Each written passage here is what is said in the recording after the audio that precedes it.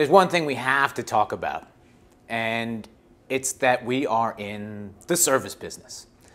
When I started out, I was a bartender. Now, somewhere along the line, I became a mixologist, and I'm not sure exactly when that happened, but it's cool.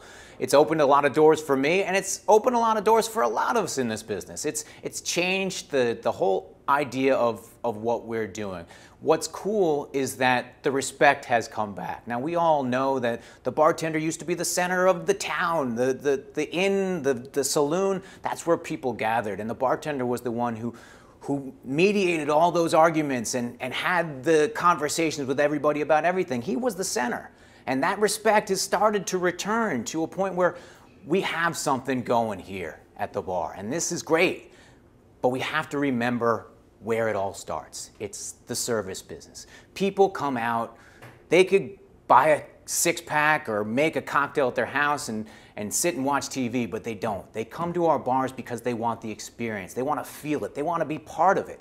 And that's our job. That's our only job.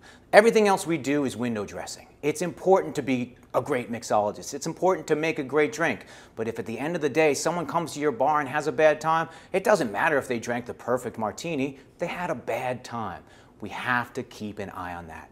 As we evolve and as this whole concept of developing what we do becomes this movement, which it's already become, we have to keep an eye on the customer because they're the ones that this is all about. People that I work with, Steve Olson, Doug Frost, Dale DeGroff, these are the people who have kind of guided our business and been huge mentors for me. And one of the things that all of those guys have in common is they've kept the pretense out. That's been their mission, making sure that this is all accessible to everybody. And there's a little bit of a movement that you see in some places that kind of just goes against that grain, where the cocktail becomes important or the cocktail bar becomes the thing, and it stops being about the guest for a minute. And we got to stop that right now.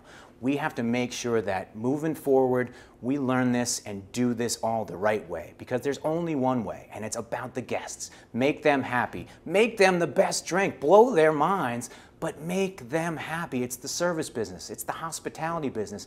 Most of us got into this business because we like people. We like making people happy. And we got to feed on that and make that what we do and make that the core of what this is all about. Because if you do, you're going to have them blown away over and over again. You're going to create customers and friends and guests that'll keep coming back to you because they get something from your bar that they don't get from the guy next door. And that's the magic. It's the passion. It's the passion that we feel, and it's the passion that drives this business, and that's what people want. If you can focus on that, keep the energy on just doing it the right way, you will have succeeded in this business because you will have a successful bar or establishment, you'll make more tips, but mostly you'll succeed because you're making people happy. Everything that we've learned up until now is about getting to this point, being able to do it all the best way possible, better than anybody else. But take that final step. Make sure that it's all about the guests and making them happy. And when you do that, everybody wins. Recipes, for the most part, are starting points. I mean, with the exception of maybe a few written in stone 2-to-1 Manhattans with a dash of bitters. We're not going to mess around with that too much. But what about a margarita? I know for a fact that at the Rainbow Room, Sharon and Carl did not have their margarita the same way, and I had to learn how to make Carl and Sharon's margarita.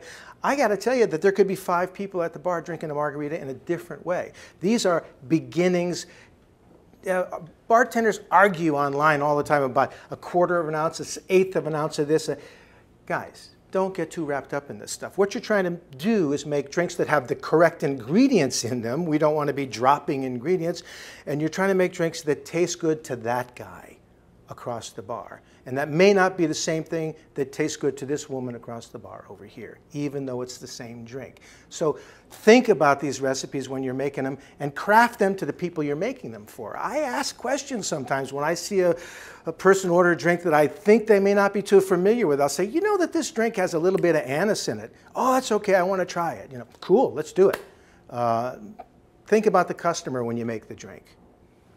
When a expediter in the kitchen or a chef looks at a dish as it goes from the line out the door, the thing he's looking for Are the elements on that dish? Are they right? Are they fresh?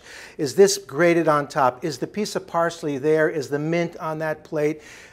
You as a bartender, watch those waiters at the service station. When your drinks go out, it's your drink. Is that garnish right? In many places, the waiter garnishes the drink, and it's up to you to make sure that the garnish goes out properly. It's also up to you to make sure that your limes don't have little brown edges around them. And it's also your responsibility to make sure that those garnishes are ultra fresh. I mean, what about a lime that comes to my table and you look down at that lime and there's a brown edge all the way around, because we all know limes oxidize and don't last till the next day. If you cut too many, you got to throw them out, or you got to mash them up in a caipirinha where you can't see it anyway and nobody cares. But you've got to keep an eye on that garnish. And you know, garnish should be ultra fresh and generous. For example, when you're cutting wedges of lemon and lime, when you get to that, stop. That's a beautiful little boat that's going to look real good in your drink. But if you got one of these bartenders that goes this far, what is this? That's not generous. I don't want that in my drink. I want to see it. And you know, there's nothing wrong. We accept the fact in the United States that you can squeeze a lemon or a lime into a drink. That is an established, I mean, in Europe they use the white gloves. Over here, we hope that the bartender is exercising some personal hygiene. I think you should be washing your hands every time you touch money, every time you touch a bottle that you think is dirty or dusty. You need to be washing your hands many times an hour, many times every 5 minutes, maybe. So personal hygiene, why? Because your hands are right here and the guest is right there. You're in front of them all the time. Bartenders, don't laugh, fellas. Bartenders need to have their nails done. I'm sorry, but I did it when I was a bartender for 30 years. Because your hands are right in front of the guest all the time. This is a wedge. That's what it should look like. What about when you want to do the famous flamed peel from the Rainbow Room? Why would you waste your time? You're saying to yourself, yeah, pal, I really have time to do that. Well, when I first introduced this to Joe and I flamed that first orange peel over a Cosmopolitan, and Joe said, I like it, I want to do it with all the peels from now on, and the other bartenders at the bar were like, you know something? That single bit of business, that single flaming of a peel over the top of the drink, and what am I doing after all?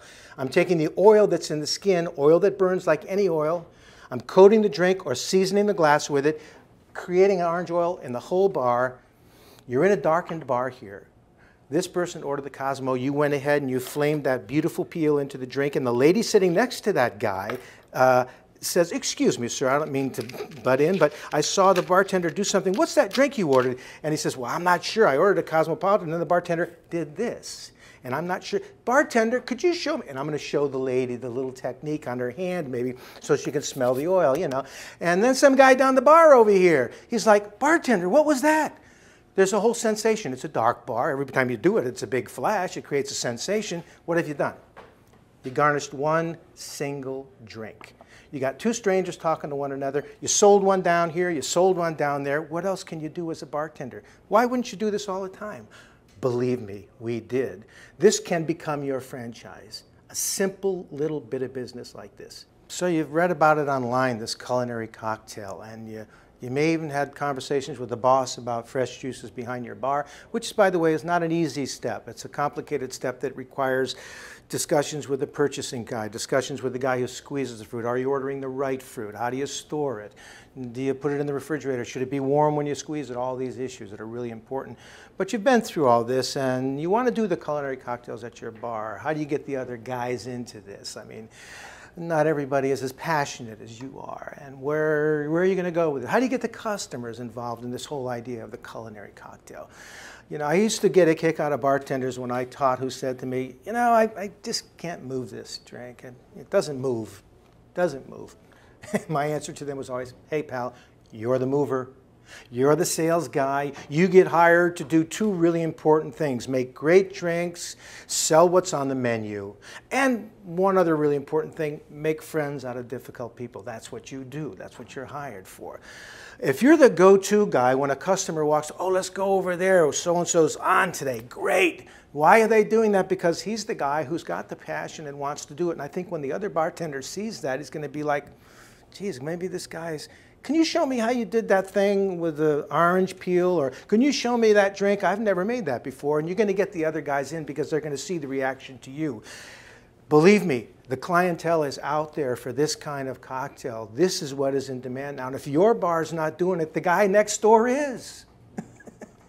And you got to keep up, or you're going to be left behind. You got to go fresh. You got to have real ingredients. You got to know your recipes, and you got to really be into this stuff. Hey, listen, if this is not for you, if you don't get along with people that well or whatever, there's nothing wrong with that. Not everybody has to be out here. You could work in the kitchen. You could do anything. But if you are out here, do it really, really well, or what's the point? In this series, Andy has talked a lot about organizational skills behind the bar, setting yourself up, all those really, really important things. There are other steps of service, if you want to call them that, for a bartender that are really important when you take an order, when you fill an order, and when you move about that bar. You never move to a spot unless you do a job. You should be doing two jobs with every move you make. Because remember, you're making complicated orders of drinks, you're holding conversations with different people up and down the bar, you're multitasking all the time. Important things. If you happen to be in a state where smoking is allowed, you never let more than one cigarette butt accumulate in that ashtray. So if you're walking over there to pick up a glass, you pick that up at the same time. If you're walking over here to clean the station, you get the 3 glasses that are over there at the same time. Every single move has to be designed to do a job. When you make a drink for a customer, you make it in front of them whenever it's possible, if it's not 7 deep. People want to see that. That's a tradition in the bar business. You make the drink in front of them. Stirring. When you stir, stir the proper amount, or why bother? If you're shaking, shake it good and hard. The harder you shake it, the better it's going to taste. Each thing you do, each little step of service is really, really important and says something about your skill and your grace as a bartender. You know, there's much more about service in your workbook. I just wanted to point that out to you and point out probably the most important thing of all. We can all teach ourselves to make really great drinks. We can be fast. We can be all those kinds of things. But, and I don't mean that that the drink is not important, because it's critically important that the drink tastes good, that it be accurate. That's really important. But what's much more important than that is the connection that you make across the bar to that person, because this is a public space and you are creating the ambiance in this space. So that part of your job is so much more important than anything else, because if you can't keep the seats full, and the only way you can do that is setting that tone, is the way you treat people. If you can't keep the seats full, it doesn't matter if you can make a good drink or not.